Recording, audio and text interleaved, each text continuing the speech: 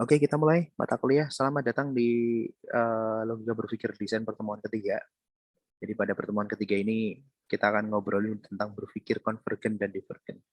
Dua pertemuan pertama itu sudah membahas tentang dasar dari logika berpikir desain, bagaimana cara berpikir desain. Kemudian kedua adalah berpikir visual, bagaimana itu berbeda dengan berpikir verbal. Dan yang ketiga itu adalah berpikir konvergen dan divergen. Divergen dan konvergen ini merupakan dua istilah yang sebenarnya adalah satu. Ya satu sih, satu hal yang kemudian kita bedah. Kenapa sih kita harus membedah pemikiran kreatif? Karena kadang ada sesuatu yang menarik yang menjadi perhatian dari orang-orang kreatif untuk tahu gimana sih proses kreatifnya gitu. Nah, itu bisa dikelompokkan pada pemikiran konvergen dan divergen. Design thinking as the sequence of divergent and convergent of solution. Design thinking, divergent, design thinking merupakan sequences. Sequences itu bagian. Kalau kalian di Premiere itu ada sequences, nah itu berarti bagian satu bidang yang akan diekspor nanti yang menjadi area kerja kalian. Gitu. Lalu bagian dari divergent dan convergent untuk menemukan solusi. Nah, berpikir divergent itu merupakan berpikir yang bercabang dan menyebar. Bikinnya bebas, lepas, kreatif, eksplorasi ide sebanyak mungkin. Dan ini yang penting tadi, tidak takut salah. Gitu. Kadang ketakutan itu atau kecemasan, angst, itu menjadi sesuatu yang ini, menjadi sesuatu yang sulit untuk dilepas. Dan itu butuh latihan banyak. Berpikir secara divergen. Bukan hanya berpikir dengan kacamata kuda gitu, yang hanya menuruti aturan. Dan lain sebagainya. Makanya di mata kuliah yang pernah saya ampu biasanya uh, hampir tiap pertemuan itu atau hampir tiap satu mata kuliah itu berpikirnya pasti cenderung lebih bebas gitu. Dan dari kecenderungan itu kemudian saya pun juga mendapat banyak kritik bahwa Pak kok nggak ada format yang bagus sih, kok nggak jelas sih tugasnya, kok nggak, nah kayak gitu sih. Kok enggaknya itu adalah kok enggak teratur layaknya dulu SMA atau SMP. Karena ketika kalian dikengkang atau diarahkan, terbiasa untuk diarahkan oleh dosen ataupun guru kalian pada masa-masa yang lalu, itu akan terbawa ketika kalian membuat karya. Jadi kalian hanya akan membuat karya sesuai dengan apa yang ada di contoh. Padahal di dunia industri, kalau dulu saya ada di agensi periklanan, hal kayak gitu tuh yang justru menjebak. Menjebak dalam artian yang lain, itu ketika dulu saya kerja, yang lain itu kerja itu udah kayak mereka merokok dulu di luar, gimeng dulu di luar, mabok dulu, pesta-pesta dulu. Tapi hasil karyanya itu gila-gila gitu. Nggak salah, mereka nggak takut untuk bahwa itu salah. Ya kalau salah ya dibenerin tuh. Orang salah tuh cuma satu obatnya, minta maaf. Habis itu kelar. Tergantung nanti mau maafkan atau tidak, ya itu akan bergantung pada evaluasi diri kita. Nah, selain berpikir divergen tadi, maka ada berpikir konvergen, yaitu berpikir yang memusat atau mengumpul. Ini yang disebut sebagai fokus.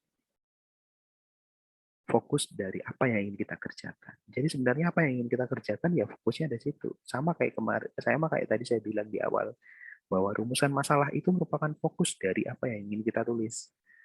Kalau kita mau kemana-mana dari tulisan itu ya balik lagi ke rumusan masalahnya ngebahas enggak gitu. Dan berpikir sistematis, rasional, menimbang ide yang paling kreatif. Kemungkinan yang paling tepat gitu. Umumnya dilakukan permasalahan untuk menyelesaikan masalah atau pemecahan masalah atau problem solving. Skemanya kayak gini. Jadi ketika orang membuat karya atau ketika orang berpikir yang ya, bukan ideal ya, yang biasa orang-orang kreatif. Orang-orang kreatif itu apa namanya lakukan itu yang pertama itu divergen. mengeksplorasi ide-ide, nggak takut apakah nanti salah atau enggak, apakah nanti ada sesuatu yang eh, apa namanya, yang nantinya akan menjadikan itu marah bos atau enggak, dan lain sebagainya. Nah, setelah ide itu, kalau kalian di DKV 2 pasti juga belajar berkaitan dengan mind mapping. Di mind mapping itulah berpikir divergen digunakan. Dari creative brief, kemudian kita buat creative brief itu divergen, kemudian di mind mapping itu lebih divergen lagi, yang mengumpulkan kemungkinan-kemungkinan, kemudian dipusatkan dengan memilih keyword, kemudian membuat mood board, ya kan? Kemudian membandingkan antar ide satu dengan ide yang lain, dengan membuat thumbnail, raw sketch, kemudian buat alternatif, yang mungkin akan menjadi sesuatu yang baru. Nah, biasanya itu dibagi menjadi dua hal, antara mencari right problem atau masalah yang sebenarnya, dan mencari solusi yang sebenarnya. Itu menggunakan uh, divergen dan convergen. Jadi hampir sama. Sebenarnya mind mapping itulah puncak dari pemikiran divergen yang menuju konvergen pada tahap berikutnya. Itu seiring dengan berjalannya waktu. Jadi kalau kalian mau kritis, mau benar-benar kritis, ya beranilah untuk mencapai kemungkinan-kemungkinan itu. Beranilah untuk mengidekan apa yang ada di pikiran kalian. Dan yang paling penting, beranikanlah untuk berkarya. Mau selfie, ya udah selfie yo. Gitu. Mau selfie ya selfie, mau posting ya posting, mau nulis ya nulis, mau nembak ya nembak, mau putus ya putus, gitu kan. Kalau memang itu sudah dipertimbangkan dengan baik antara permasalahan yang sebenarnya dengan solusi yang sebenarnya, kenapa harus ragu? Dan semua akan ada konsekuensinya. Entah nanti dibenci lah, entah nanti nggak dikasih duit orang tua lah, entah nanti sama bos dikeluarin lah, itu konsekuensi logis. Dan orang yang berpikir kreatif tentunya tidak akan takut dengan hal-hal kayak gitu. Gitu, karena sudah diajarkan bagaimana cara berpikir konvergen dan divergen. Bagaimana kita berpikir secara meluas, kemudian bisa terpusat, kemudian meluas lagi, terpusat lagi untuk mencapai solusi. Nah, berpikir konvergen dan divergen sama-sama dibutuhkan dalam proses desain atau merancang. Pertanyaannya, kapan atau pada tahap apa seorang desainer perlu berpikir konvergen dan kapan perlu berpikir divergen? Yang kadang ini kita sudah lakuin, tadi saya sudah contohkan di seperti kalian ngebuat di DKV 2. Untuk menjawab pertanyaan ini, pada pertemuan selanjutnya akan diskusikan terlebih dahulu proses kreatif dari desain. Nah, proses kreatif dari desain ini tadi sudah saya singgung juga, itu akan lebih dijabarkan untuk besok. Kemudian kita akan coba untuk latihan nulis lagi, gitu kan? Kalau kemarin adalah poster dari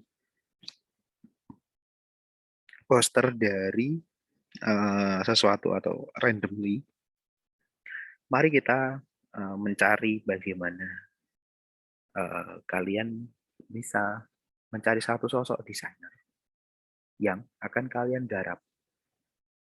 Kemudian, yang pertama kalian harus tuliskan adalah latar belakang dari desainer ini siapa, bagaimana dia berpikir konvergen, dan bagaimana dia berpikir divergen. Dilihat dari dari karya-karya yang sudah dia buat. Ada banyak desainer yang tersebar di Instagram, TikTok, kemudian di Behance, di DeviantArt, kemudian dari Kreavi, dan berbagai tempat yang lain, atau berbagai tempat portofolio yang lain. Kemudian tuliskanlah dengan referensi tentu.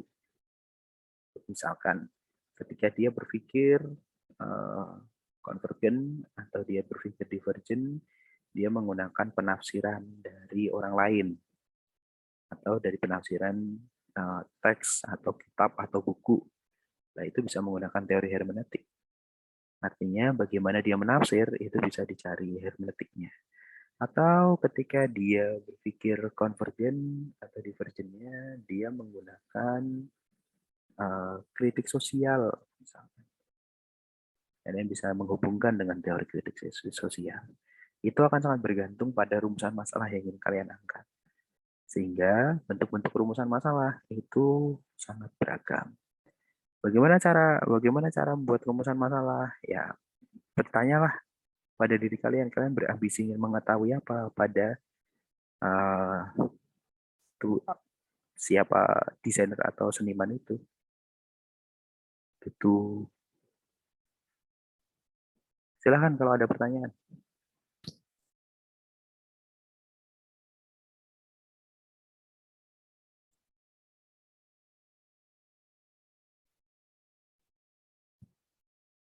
Clear ya, berarti ya kalau ada pertanyaan ya.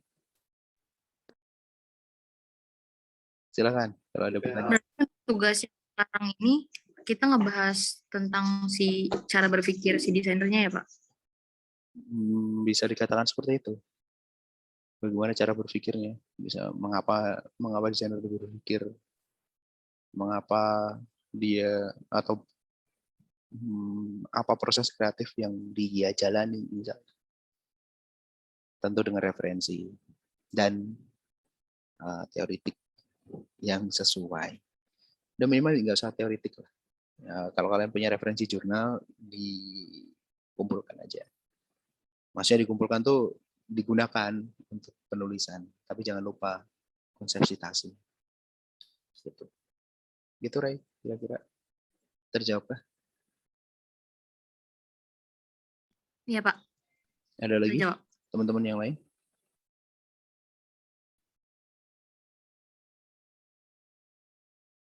Udah jelas?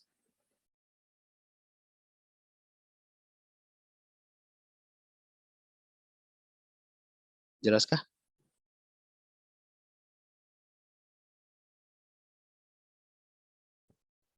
Oke, kalau memang udah nggak ada pertanyaan, boleh mau share. Karena kalau emang udah, saya tutup perkuliahan ini. Oh ya Pak, ini tugasnya individu atau kelompok? Based on kelompok kemarin. Yang kemarin udah ngirim kelompok kan, via kelompok kan. Gitu. Iya Pak.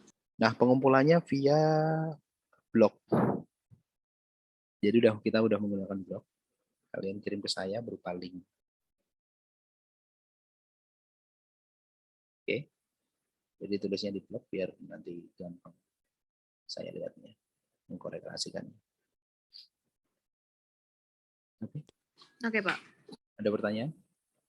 Semua udah persiapan blog kan? Saya udah ngasih tahu ketika pra LBD lo ya. Ya kan? Ada pertanyaan nggak? Iya. Untuk deadline? Sama seperti minggu kemarin. Ada yang masih ingat minggu kemarin deadline-nya jam berapa? Sebelum Kamis. Hari, Pak. Sebelum hari Kamis dimulai. Sebelum hari Kamis dimulai. Ini hari Rabu. Oh iya, benar. Berarti masih ada obrolan panjang. Dan bisa masih ada waktu 30 menitan untuk ngobrol karena kuliah kita kan sampai jam 14.10 kalau nggak salah. Ini blogspotnya tiap kelompok gitu. Betul. Punya sendiri. Betul. Ngomong-ngomong saya belum punya kelompok, Pak, maaf. Nah, bukannya kemarin juga udah diwanti-wanti di grup. Coba saya cek lagi deh.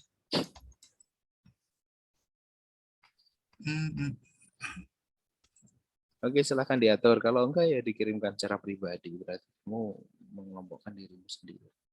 Cari satu teman yang belum ada kelompoknya bisa di grup untuk berkoordinasi. Gitu aja. Ada lagi pertanyaan? Kalau tidak ada, kita akhiri perkuliahan siang hari ini. Dan terima kasih sudah mau datang pada link Zoom. Minggu depan saya tidak akan nge-Zoom lagi, jadi Zoom akan saya selang-seling. Tidak akan sesering supaya kuota kalian juga berhemat. Karena mata kuliah lain saya rasa nge-Zoom tiap minggu. Nge-Zoom tiap minggu itu boros kuota. Ini nggak apa-apa sih. Ada bagusnya juga. Nggak harus di kampus. Gitu. Oke, kalau memang tidak ada, terima kasih sudah mau ngobrol. Kesempatan terakhir, nggak ada pertanyaan? Kalau dari saya enggak sih Pak, sudah cukup. Dari saya juga. Thank you semuanya. Kita ketemu minggu depan di pertemuan sinkronus. Kalau ada yang perlu diobrolkan selama kuliah, saya akan sangat terbuka di grup.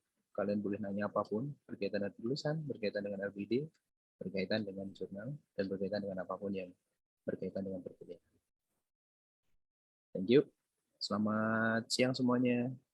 Sehat selalu. Baik, Pak. Terima kasih, Pak. Terima kasih, Pak. Terima kasih, Mbak. Terima kasih.